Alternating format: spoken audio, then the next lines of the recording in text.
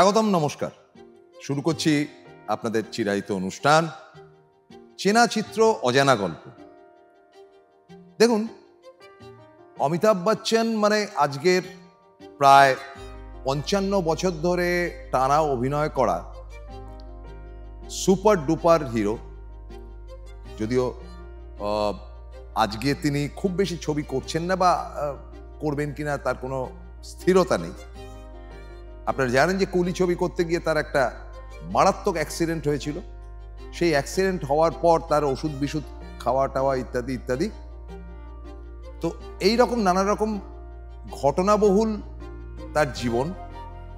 তো সেগুলোর মধ্যে থেকে কিছু তুলে ধরবো, যেটা সেলিম জাভেদ, যাদের কল্যাণে অমিতাভ বচ্চন হয়েছেন বলে অমিতাভের দাবি। যদিও সেলিম বলেছেন যে অমিতাভের মতন ট্যালেন্টেড অভিনেতা খুবই কম এসছেন, এবং দ্বিতীয় ব্যাপারটা হচ্ছে যে জাভেদ বলেছেন যেটা, যে এরকম ধরনের ট্যালেন্ট যে তার নিজের গুণেই হয়েছে, কিন্তু অমিতাভ সেটা মানেননি। অমিতাভ বলেছেন যে সেলিম জাভেদের স্ক্রিপ্ট বা সেলিম জাভেদের গল্প যেটা দিয়ে তিনি শুরু করেছিলেন, অর্থাৎ জঞ্জির দিয়ে, তো সেটা যদি না হতো তাহলে অমিতাভ বচ্চন কোথায় যেতেন জানা নেই। তো সেই সেলিম জাভেদ বলেছেন যে অমিতাভ বচ্চনের এমন কিছু ছবি রয়েছে, যেটা জাভেদ তো বিশেষ করে বলেছে, জাভেদ আখতার। সেলিম খান তো আপনারা জানেন যে সেলিম খান হচ্ছে সলমান খানের বাবা। তো এমন কিছু ছবি অমিতাভ করেছেন যেগুলো আপনারাও দেখেছেন হয়তো, কিন্তু প্রচার পায়নি। কেন প্রচার পায়নি জানা নেই, কিন্তু প্রচার সে ছবির কিন্তু খুব বেশি হয়নি। এবং তার সঙ্গে সঙ্গে আরো বিশেষ কিছু ঘটনা সেলিম জাভেদ একটি বিশেষ ইন্টারভিউতে বলেছিলেন, তাও প্রায় আজ থেকে ধরুন ২৫ বছর আগে। ২৫ বছর তো বটেই।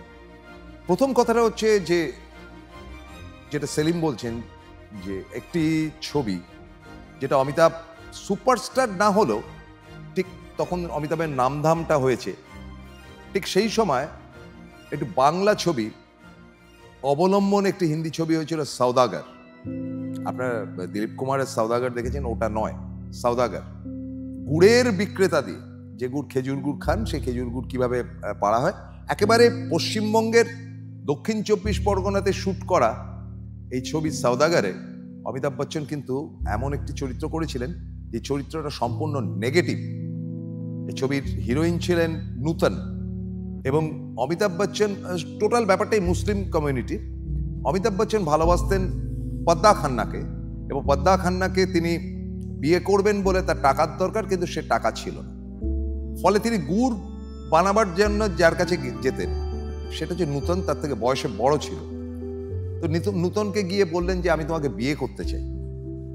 তো নূতন তো অবাক, তিনি বিধবা ছিলেন। বিয়ে করতে রাজি হলেন এবং বিয়েও হলো। এবং বিয়ে হওয়ার ফলে কি হলো, যে অমিতাভ বচ্চন যে গুড়টা বানাতেন নূতনকে দিয়ে, সেই গুড়ের জন্য আলাদা করে আর নূতনকে পয়সা দিতে হতো। সেই পয়সাটা তিনি জমাতে আরম্ভ করলেন।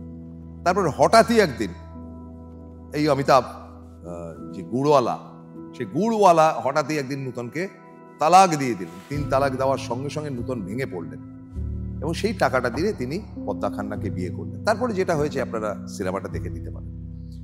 এরকম ধরনের একটি নেতিবাচক চরিত্র বা নেগেটিভ রোল অমিতাভ যে করেছেন, যেটা জাভেদ আখতার বলেছেন যে এরকম ধরনের একটা ছবির কোনো প্রচারই পেল না অমিতাভ, এত ভালো অভিনয় করেছিলেন।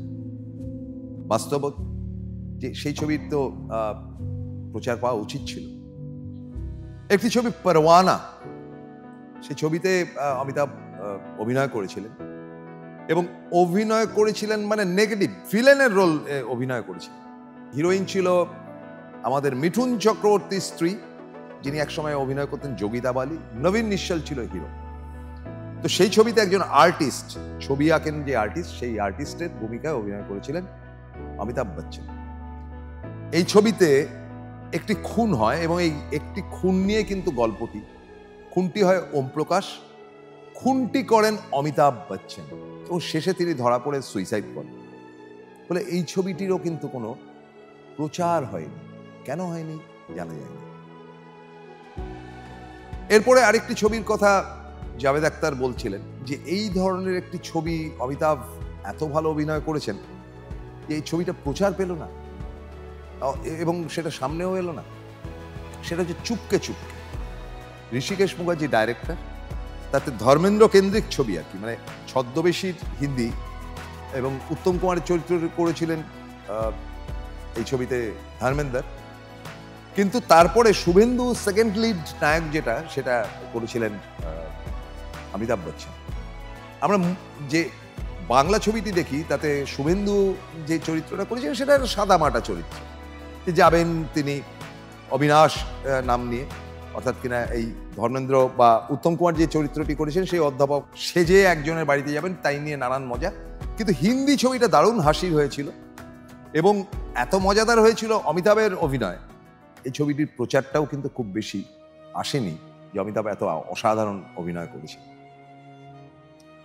ঋষিকেশ মুখার্জির আরো একটি ছবি, যে ছবিটি প্রচার পায়নি সেভাবে, মানে অমিতাভ প্রচার পায়নি, সেটা হচ্ছে নমক হারাম। নমক হারামে রাজেশ খান্না কেন্দ্রিক ছবি এবং রাজেশ খান্না তাকে সুপারস্টার, কিন্তু সেই ছবিতে নমক হারামে কিন্তু মূল চরিত্র সেটা হচ্ছে বিক্রম বা অমিতাভ বচ্চন, যে বড় লোকের ছেলে কিন্তু খুব বোকাশোকা ভালো মানুষ ছেলে। তার ফ্যাক্টরিতে তাকে তার একজন লেবার ঠিক না, মানে ইউনিয়ন লিডার তাকে অপমান করে, তার বন্ধুকে তিনি নিয়ে আসেন, দুই বন্ধুর গল্প। সে বন্ধু এসে নানান কাণ্ড কারখানা করেন, এই ছিল চরিত্র। লাস্টে বন্ধু মারা যান মানে অমিতাভের বাবা যে ছিলেন আর কি, তিনি খুব অত্যাচারী মালিক ছিলেন, তিনি মেরে ফেলে দেন একটা লরি চাপা দিয়ে। সেই দোষটা অমিতাভ ঘাড়ে নেন এবং তারপরে প্রায় 10-12 বছর জেলে কাটান বা লাইক দ্যাট। এই ছবিতে প্রচার পেয়েছিলেন রাজেশ খান্না, অথচ আবার ছবিটি দেখবেন নমক হারাম, ডায়নামিক অ্যাক্টিং করেছিলেন কিন্তু অমিতাভ বচ্চন। অমিতাভ বচ্চনের প্রচারটা পাননি। এরপরে যে ছবিটির কথা বললেন সেটা একটু অসাধারণ ছবি, নায়িকা প্রধান ছবি মিলি, প্রত্যেকটি গান খুব সুন্দর। এই মিলি ছবিতে অমিতাভ বচ্চন যে চরিত্রটি করেছিলেন সেটা ছোটখাটো একটা চরিত্র, অবশ্য নায়ক বলতে যা বোঝায় সেটা অমিতাভই ছিলেন এই মিলির ছবিতে। তো সেখানে একজন মাতাল লোকের অভিনয় করেছিলেন অমিতাভ, পরে ভালো হয়ে যাবেন, মিলিকে বিয়ে করবেন, মিলির ক্যান্সার ছিল, তাকে নিয়ে আমেরিকা যাবেন, লাইক দ্যাট। কিন্তু এত শেড ছিল অমিতাভের অভিনয় যে ভাবা যায় না। আমার কথা না, সেলিম জাভেদের কথা। সেলিমও বলেছেন, জাভেদই বেশি করে বলেছেন, মিলি ছবির কোনো প্রচার পেল না, এত ভালো অভিনয় করলো অমিতাভ। আরেকটি কথা তিনি বললেন যে সেলিম জাভেদের একটি ছবি, এই ছবিটা অমিতাভ যথেষ্ট প্রচার পেয়েছেন, যথেষ্ট কিছু নামধাম হয়েছে, সেটা হচ্ছে ডন। পরবর্তী ডন যেগুলো হয়েছে তার থেকে অমিতাভের ডন অনেক বেশি সুপারহিট ছিল। সেটার কাহিনীকার সেলিম জাভেদ ছিলেন, ডনের ভূমিকা অমিতাভ বচ্চন। কিন্তু সেখানে স্ক্রিপ্টটি তৈরি করার পর সেলিম জাভেদ গিয়েছিলেন মনোজ কুমারের বাড়ি, বলে দেখুন তো মনোজজি এই স্ক্রিপ্ট কেমন হয়েছে। মনোজ বলে যে খুব ভালো হয়েছে, কিন্তু সেকেন্ড হাফে একটা গান না থাকলে কিন্তু ছবিটি একরকম ভাবে চলবে।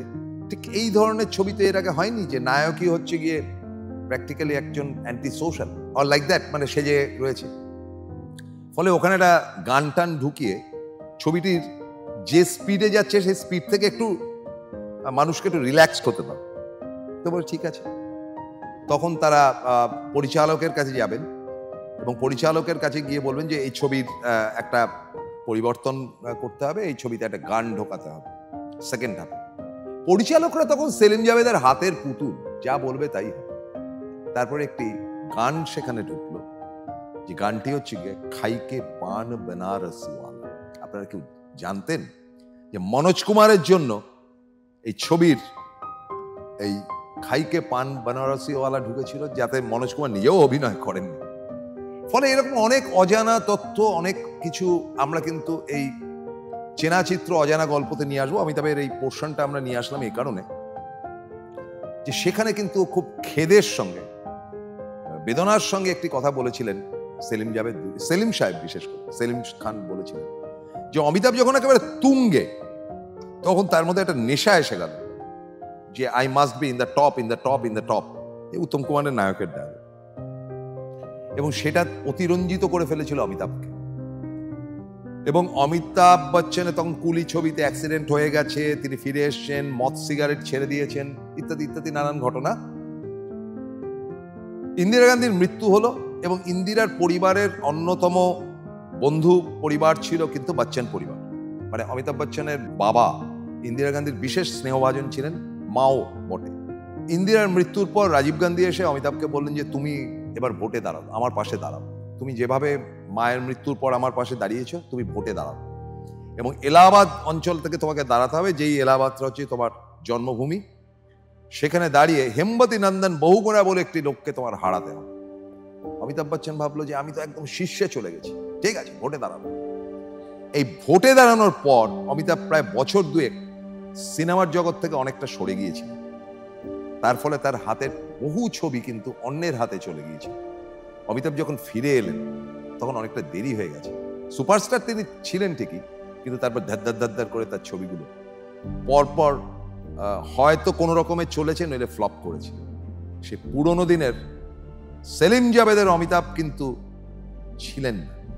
সেই অমিতাভকে ফিরে আসতে গিয়ে অনেক কাঠখড় পোড়াতে হয়েছিল, তবে তিনি ফিরতে পেরেছিলেন। কিন্তু 70 দশক বা 80 দশকের মধ্যভাগ অবধি প্রায় 10 বছর অমিতাভ যে দাপটে অভিনয় করেছিলেন পরপর হিট ছবি, সেই দাপট থেকে কিন্তু তাকে সরে যেতে হয়েছিল রাজনীতিতে দাঁড়াবার জন্য। এটা অমিতাভ না করলেও পারতেন। এরকমই আরো গল্প নিয়ে আপনাদের কাছে আসবো, কিন্তু আজকের মতো বিদায় নিচ্ছি।